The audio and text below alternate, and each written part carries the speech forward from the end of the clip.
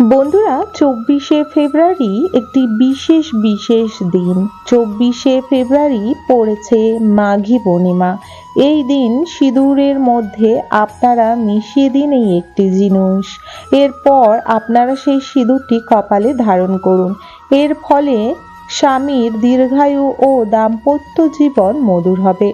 বন্ধুরা, পুরানো বাস্তব মতে বিশ্বাস করা হয় মহিলারা যেভাবে সিঁদুর পরেন এবং কিছু মহিলা সিঁদুর ভুলভাবে পরেন, এর ফলে স্বামী স্ত্রীর মধ্যে সম্পর্ক কিন্তু দিনে দিনে মধুর হওয়ার ফলে নানা রকম ঝুট ঝামেলা ও ঝগড়া অশান্তিতে পরিণত হয়। নানা রকম সংসারে ঝামেলাও আসে। আজ আমি সিঁদুর পরার সঠিক কিছু নিয়ম আপনাদের বলে দেব এবং কোন সময় সিঁদুর ধারণ করতে নেই এবং কেন করতে নেই সেটিও বলবো, এবং একটি বিশেষ কাজ যেটি আজকের দিনে আপনাকে সিঁদুরের মধ্যে মিশিয়ে দিতে হবে এবং তারপরে আপনি সেই সিঁদুর কপালে ধারণ করলে আপনার ভাগ্য খুলে যাবে, স্বামী স্ত্রীর সম্পর্ক ভালো থাকবে। বন্ধুরা, সিঁদুরের মধ্যে মা লক্ষ্মীর বসবাস হয়ে থাকে, তাই সিঁদুর কপালে ধারণ করা হয় এবং সিঁদুর আমাদের সনাতন ধর্মে হিন্দু শাস্ত্রে প্রচুর বড় একটি বিশেষ জিনিস বলে উল্লেখিত করা রয়েছে। সিঁদুর ছাড়া কোনো পুজো পাঠ ও মঙ্গলদয় কাজকর্ম হয় না এবং বিবাহর মতো শুভ কাজকর্ম কিন্তু সিঁদুর দান ছাড়া অসম্পূর্ণ। তাই সিঁদুর একটি বিশেষ নিয়ম কানুন রেখে পড়া উচিত। বন্ধুরা, আজকে আমি আপনাদের সাথে সেই কিছু বিশেষ কথা শেয়ার করব। সবার প্রথমে বলে দেবো, একটি ছোট্ট অনুরোধ করব, সম্পূর্ণরূপে আপনারা ভিডিওটি দেখুন। ভিডিও তথ্যটি যদি আপনাদের কাছে ভালো লেগে থাকে অবশ্যই একটি লাইক করুন। কমেন্ট বক্সে জয় মা লক্ষ্মীর জয় অবশ্যই লিখুন। বন্ধুরা, অবশ্যই এই চ্যানেলটিকে সাবস্ক্রাইব করে রাখুন আপকামিং পূজা পাঠ, তন্ত্রকথা, জ্যোতিষশাস্ত্র, বাস্তু টিপস, টোটকা উপায় দেখার জন্য। বন্ধুরা, মাঘী পূর্ণিমা একটি বিশেষ গুরুত্ব রয়েছে প্রতি পূর্ণিমার মতো।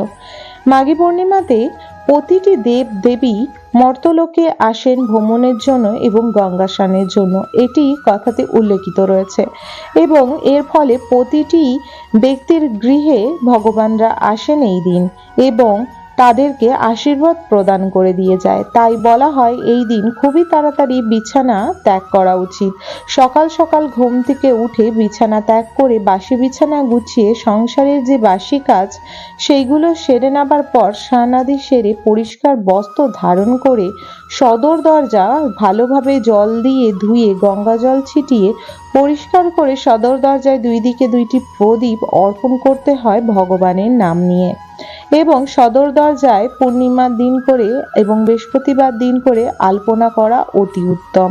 পূর্ণিমা মা লক্ষ্মীর প্রতীক এবং পূর্ণিমাতে লক্ষ্মী নারায়ণ এবং মা লক্ষ্মীকে পূজা করা হয়ে থাকে, কারণ মা লক্ষ্মীকে পূর্ণিমার সঙ্গে উল্লেখিত করা রয়েছে। এই দিন মা আসেন এবং প্রতিটি ভক্তর মনোবাসনা পূর্ণ করেন এবং অমাবস্যা যেমন মা কালীর সাথে উল্লেখিত রয়েছে, প্রতি অমাবস্যাতেই মা কালীর কিন্তু পূজা করা হয়, মায়ের আরাধনা করা হয়।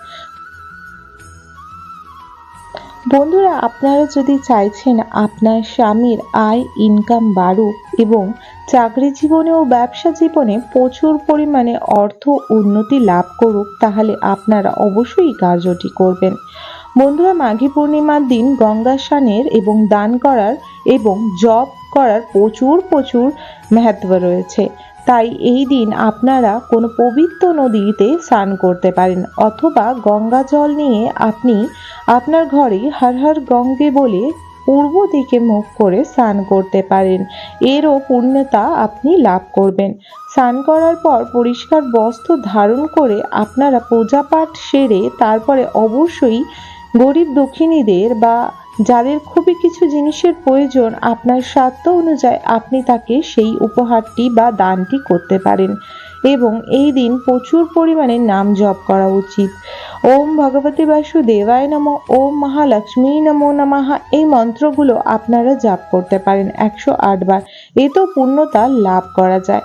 বন্ধুরা, এই দিন অবশ্যই মা লক্ষ্মীর সামনে, মা লক্ষ্মী ও নারায়ণের সামনে একটি পান, যে পানটি ফাটা ফুটো না হয়, পরিষ্কার সুন্দর একটি গোটা পান, তার মধ্যে সিঁদুরের ফোঁটা লাগিয়ে একটি, তার মধ্যে সুপারি, তার মধ্যেও একটি সিঁদুরের ফোঁটা লাগিয়ে তার মধ্যে একটি হলুদের গাঁট এবং কিছু গোবিন্দভোগ চাল বা আতপ চাল এবং তার মধ্যে একটি 1 টাকার কয়েন রেখে অবশ্যই তাদের সামনে অর্পণ করবেন এবং ওনাদের মালা, মিষ্টি এবং ফল দিয়ে পূজা করবেন। তারপরে সেই 1 টাকার কয়েনটি আপনি পরের দিন নেবেন এবং ভগবানকে যেখানে সিঁদুর আপনি অর্পণ করবেন, একটি আলাদা পান নেবেন, যে পানের মধ্যে আপনারা কিছুটা সিঁদুর মা লক্ষ্মীকে অর্পণ করবেন। সেই সিঁদুরের মধ্যে সামান্য একটি ফুল অবশ্যই দেবেন এবং সেই সিঁদুর থেকে মা লক্ষ্মীকে 3 বার সিঁদুর পরাবেন এবং সেই সিঁদুরটি আপনি রাখবেন মা লক্ষ্মীর সামনে। পরের দিন সেই সিঁদুরটি নিয়ে আপনি নিত্যদিনে যে কপালে সিঁদুর ধারণ করে থাকেন সেই কৌটোর মধ্যে ঢেলে নেবেন এবং যে 1 টাকাটা রয়েছে সেটিও ওই সিঁদুর কৌটোর মধ্যে রাখবেন। 1 টাকাটার মধ্যে যেন ধানের শীষ থাকে, সেটি একটু বিশেষ লক্ষ্য করলে খুবই ভালোদায়ক হয় বন্ধুরা। তারপরে সেইটি দিয়ে আপনি নিত্যদিন আপনার কপালে সিঁদুর ধারণ করুন। এর ফলে বলা যায় মা লক্ষ্মীর অতি কৃপা এবং মঙ্গলদয় ভালোবাসা আপনার উপরে অটুট থাকবে। এর ফলে আপনি আপনার স্বামীর সাথে সম্পর্ক মধুর করতে পারবেন এবং স্বামীর আয়ু প্রচুর পরিমাণে দীর্ঘায়ু হবে। বলা যায় এতে আপনাদের স্বামীর আয়, ইনকাম এবং শুভ পথ খুলে যাবে। তাদের নানা প্রকার বাধা বিপত্তি থেকে রক্ষা হবে আপনার কপালে সেই সিঁদুর ধারণ করলে।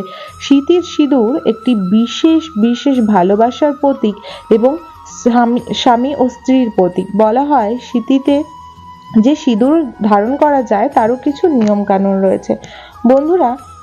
বিশেষ করে বলবো, যারা বিবাহিত মহিলা তারা অবশ্যই সিঁদুর ধারণ করার সময় কিছু জিনিস অবশ্যই লক্ষ্য রাখবেন। বিবাহিত মহিলারা স্নান করলে বা চুল খুলে কোনোদিনও শীতের সিঁদুর ধুয়ে একদমই ফেলবেন না। অনেকে বলে যখন আমরা শ্যাম্পু করি তখন তো আমাদের শীতের সিঁদুর কিন্তু ধুয়ে যায়, কারণ যখন শ্যাম্পু করি মাথার মধ্যে কোনো জিনিস থাকে না। শ্যাম্পু করার সময় আপনারা শ্যাম্পু করতে যাবার একটু আগে আপনার হাত থেকে সিঁদুরটি নিয়ে কপালে যে সিঁদুর লাগাবেন সেইখানে লাগান এবং সেই হাতটা নিয়ে আপনারা লোহা বাঁধানোতে লাগিয়ে রাখুন সেই সিঁদুরের ফোঁটাটি বা শাঁখার মধ্যে। তারপরে আপনারা আরামসে শ্যাম্পু করে এসে চুল শুকানোর পর চুলটি হালকা ক্লিপ দিয়ে তারপরে কিন্তু আপনারা সিঁদুর ধারণ করবেন। কিন্তু সিঁদুর ধারণ করার আগে আপনি আপনার হাত থেকে যেখানে সিঁদুরটি লাগিয়ে তুলে রেখেছিলেন সেখান থেকে সিঁদুরটি নিয়ে আগে নিজের সিঁথিতে দেবেন, তারপর কৌটো থেকে সিঁদুর নিয়ে আপনি নিজের সিঁথিতে ধারণ করবেন। এতে ঘরের সুখ শান্তি সর্বদা বজায় থাকে। নানা প্রকার যে স্বামী স্ত্রীর কলহ এবং পারিবারিক যে নানা প্রকার কলহ সেটি কোনোদিনের জন্য আসে না। আপনাদের সম্পর্ক প্রচুর পরিমাণে অটুট ও ভালো থাকে। সিঁথির সিঁদুর আপনারা সর্বদা সিঁথির মাঝখান থেকে সিঁদুর লাগাবেন, এতে স্বামী দীর্ঘায়ু হয় বলে মান্যতা রয়েছে।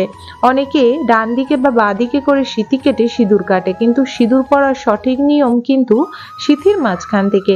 আপনি যদি সিঁথির মাঝে সিঁদুর না লাগিয়ে ধারের দিকে সিঁদুর লাগান, এতে কিন্তু স্বামী স্ত্রীর সম্পর্ক দিনে দিনে মজবুতের বদলে দিনে দিনে নানা প্রকার কলহ অশান্তির মধ্যে জড়িয়ে পড়ে। শীতের সিঁদুর কোনোদিনও ভেজা চুলে লাগানো উচিত না, এতে ঘরে সুখ শান্তি নষ্ট হয়। অন্য কারণেও টাকা আর পয়সা নানা রকমের যে ঝামেলা সেটিও কিন্তু আসে। এবং আপনারা অবশ্যই সিঁথিতে সিঁদুর লাগানোর সময় ভগবানের নাম করে সিঁথিতে সিঁদুর পড়তে পারেন। আপনারা মাতা পার্বতীর নাম বা মা লক্ষ্মীর নাম করে সিঁথিতে সিঁদুর ধারণ করলে এতে স্বামী ও স্ত্রীর সম্পর্ক অটুট ও মজবুত থাকে, তার সাথে স্বামীর আয় উন্নতি বাড়ে। বন্ধুরা, একটি বিশেষ তথ্য এই দিন আপনারা অবশ্যই খেয়াল রাখবেন। এই দিন আপনারা বিশেষ কোনো দিনও বিবাহিত মহিলারা কাউকে নিজের কৌটোর সিঁদুর থেকে সিঁদুর ভুলেও দিতে নেই।